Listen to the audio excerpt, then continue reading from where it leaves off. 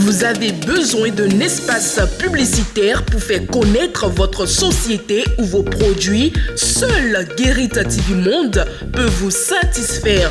Pour tout renseignement, contactez le 00229 91 19 10 10. Guérit TV Monde, le leader des web TV.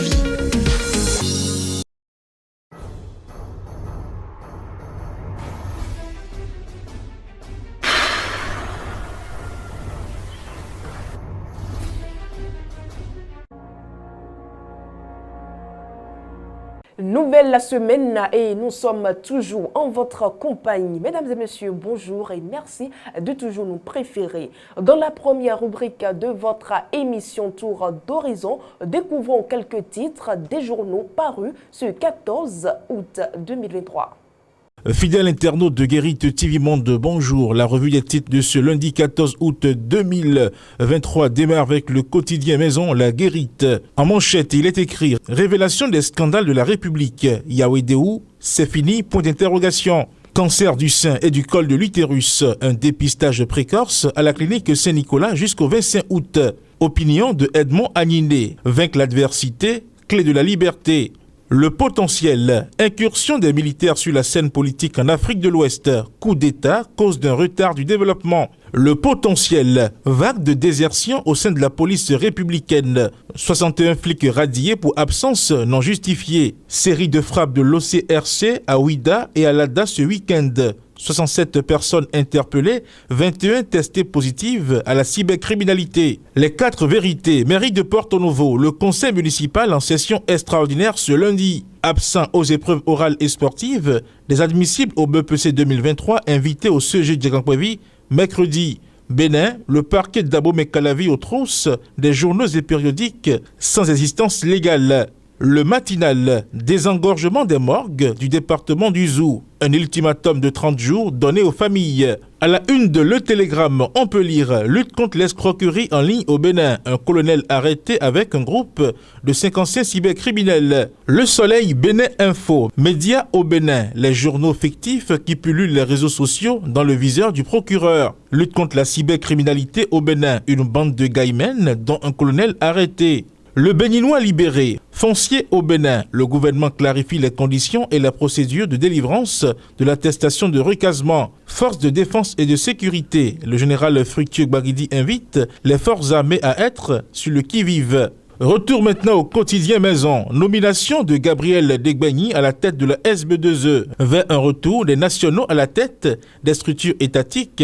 Et pour finir avec le quotidien La Guérite, restriction du BR et de l'UP Le Renouveau, les retombées des échanges avec le Parti communiste chinois. Fidèle internaute de Guérit TV Monde, ce sera tout pour la revue des titres de ce lundi 14 août 2023. Bonne fête de l'Assomption par anticipation et à mercredi.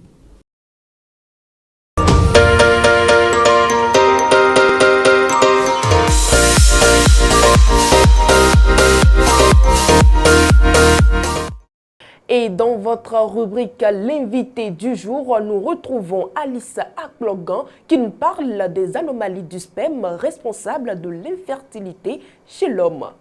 Donc à l'image ici, vous allez voir un certain nombre de spermatozoïdes qui bougent.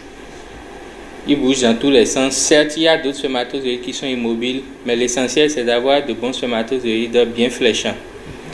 Et lorsque des patients viennent et qu'on constate qu'il n'y a pas assez ou pas du tout de spermatozoïdes dans leur sperme, c'est souvent dû à des anomalies dont le docteur avait parlé tout à l'heure. Et donc, nous assistons à une diminution, par exemple, du nombre de spermatozoïdes qu'on appelle oligospermie. À l'image, vous voyez quelques rares spermatozoïdes qui diffèrent un peu de l'autre image. Ici, vous voyez aussi pas beaucoup de spermatozoïdes, mais un peu plus nombreux que l'image précédente. Et donc, lorsqu'il y a oligospermie ou bien azospermie, c'est que forcément il y a un canal qui est fermé. Et la physiothérapie permet en fait de libérer ce canal-là, de déboucher peut-être le canal pour permettre aux spermatozoïdes de bien circuler et de bien sortir dans le sperme. Donc quelqu'un qui vient, il a fait son spermogramme, on a vu qu'il y a une anomalie, soit une azospermie ou soit une oligospermie, il va faire son traitement de 13 jours. Le traitement, c'est la physiothérapie. Après ce traitement et en plus de quelques produits, s'il n'y a pas de microbes dans son sperme, il vient pour un contrôle. Après quelques temps, il vient pour un contrôle. Et la plupart du temps, on a constaté que quand ces patients font ce traitement et reviennent pour un contrôle, il y a beaucoup plus d'amélioration. Et le patient même pourra voir le premier spermogramme qu'il a eu à faire. On lui montre les images. On lui dit vous avez tel nombre de spermatozoïdes avec telle mobilité. Et donc, tout est stocké là. Alors, quand il vient pour un second contrôle, il peut lui-même comparer le premier résultat par rapport au second résultat. Et quand il voit les images, lui-même, il sait que mais ce qu'il avait eu au départ est différent de ce qu'il a à l'arrivée. Et donc, voilà pourquoi le traitement de physiothérapie donne beaucoup plus de résultats. Et les patients sont vraiment contents de ce traitement-là. Le forum de discussion du 14 août 2023, c'est dans un instant avec Charles Alban Daoui.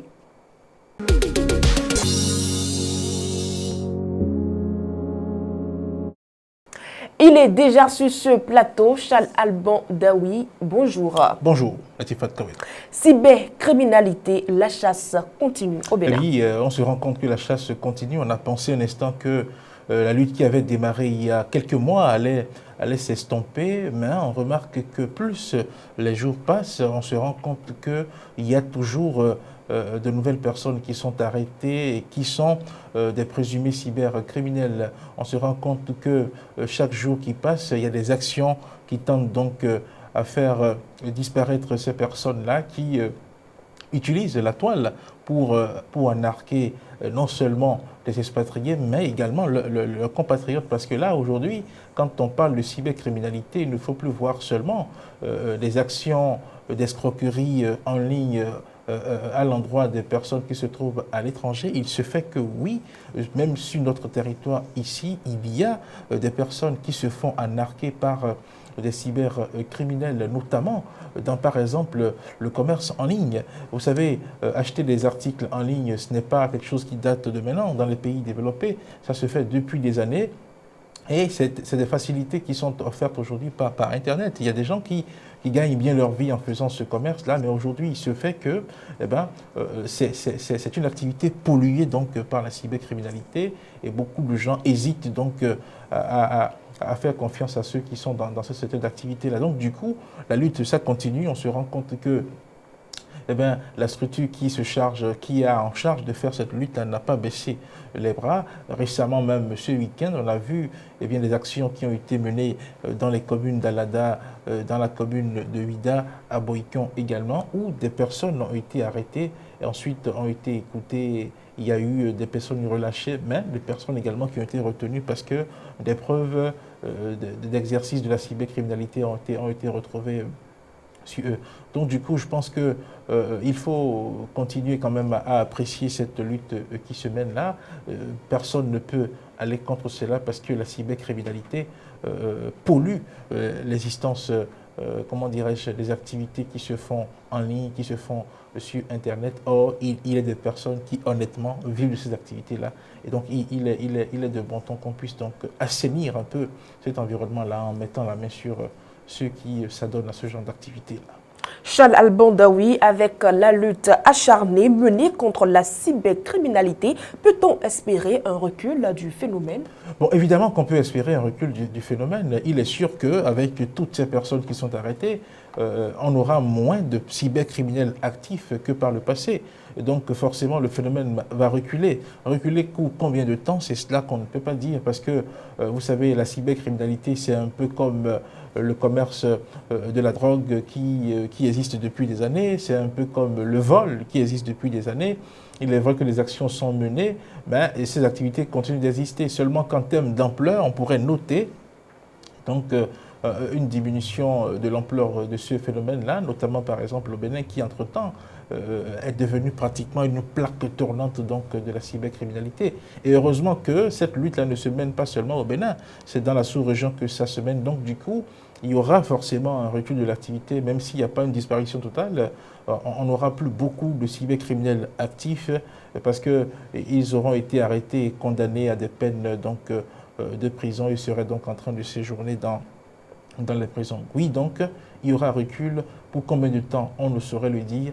Mais au-delà de cette lutte, je pense que les jeunes doivent commencer à prendre conscience de ce que, oui, mais écoutez, quoi qu'il arrive, il n'est pas honnête de vouloir gagner sa vie en abusant de la confiance des autres.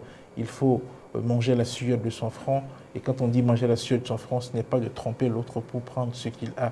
Il faut investir dans des activités saines, des activités légales pour pouvoir gagner donc honnêtement sa vie. Merci à vous, Charles Alban Daoui. C'est moi qui vous remercie. Mesdames et messieurs, c'est la fin du forum de discussion du 14 août 2023. Sans transition, passons aux informations sportives. Coton Football Club du Bénin a clôturé la deuxième édition du tournoi international de football West Africa Champions Cup en remportant la victoire finale contre les Sierra Leone de Bo Rangers FC sur un score de 1-0. Le match qui s'est déroulé ce dimanche 13 août 2023 a été marqué par l'effort acharné des deux équipes, mais c'est finalement Mama Sheriff Dean de Coton FC qui a inscrit le but décisif. Après ce succès, Coton Football Club se tourne désormais vers un nouveau défi de taille. Il s'agit des préliminaires de la Ligue des champions de la CAF. L'équipe s'apprête à affronter l'équipe ivoirienne de l'ASEC Mimosas dans un match aller prévu le dimanche 20 août 2023 au Bénin. Cette confrontation promet d'être un test majeur pour Coton FC alors qu'il cherche à s'affirmer sur la scène continentale. Parlons à présent de la finale de la Coupe arabe des clubs champions 2023. Al-Nasri a remporté cette coupe grâce en grande partie à un doublé sensationnel de la légende du football Cristiano Ronaldo. Avec une performance, il a inscrit 2 buts cruciaux pour son équipe, propulsant Al-Nasri vers la victoire. Les 2 buts de Cristiano Ronaldo ont été essentiels pour sceller cette victoire, tandis qu'Al Hilal a réussi à marquer un but en réponse. Insuffisant donc pour empêcher Cristiano Ronaldo, Sadio Mané et ses coéquipiers de décrocher le premier trophée avec le Al-Nasri. Toujours dans l'actualité sportive, la France a été éliminée de la Coupe du Monde féminine 2023 après une défaite au tir au but face à l'Australie en quart de finale. Un match tendu et accroché ce samedi 12 août 2023 s'est soldé par un score de 0-0 dans le temps réglementaire et en prolongation, obligeant les deux équipes à se départager lors d'une séance de tir au but. La séance de tir au but a été le moment décisif de ce quart de finale intense. Malheureusement pour les Bleus, c'est l'Australie qui a pris l'avantage en remportant la séance avec 7 buts contre 6. La France quitte donc la compétition et n'aura plus d'occasion d'aller chercher le titre. Et avec cette victoire, l'Australie se qualifie pour les demi-finales de la Coupe du Monde féminine 2023. Et pour finir avec les informations sportives, la nouvelle tant attendue est arrivée ce dimanche 13 août 2023. Kylian Mbappé a été réintégré dans l'équipe première du Paris Saint-Germain. Après avoir été écarté et figuré parmi les indésirables du club, Mbappé retrouve enfin sa place au sein de l'équipe. Le PSG a fait l'annonce tant attendue dans un communiqué officiel. Cette décision marque un tournant majeur dans la relation entre le joueur et le club, et les supporters du PSG ne pourraient pas être plus ravis de cette nouvelle. Nous sommes déjà à la fin de ce premier numéro de votre émission Tour d'Horizon pour le compte de cette semaine. Amis internautes, il est tellement important de laisser certaines choses disparaître, de s'en défaire, de s'en libérer. Il faut comprendre que personne ne joue avec des cartes truquées. Parfois, on gagne, parfois, on paie. N'attendez pas que l'on vous rende quelque chose. N'attendez pas que l'on comprenne votre amour. Vous devez clore des cycles, non par fierté, par orgueil ou par incapacité, mais simplement parce que ce qui précède n'a plus sa place dans votre vie. Faites le ménage, secouez la poussière, fermez la porte, changez de disque. Cessez d'être ce que vous étiez et devenez ce que vous êtes. Excellent début de semaine à vous.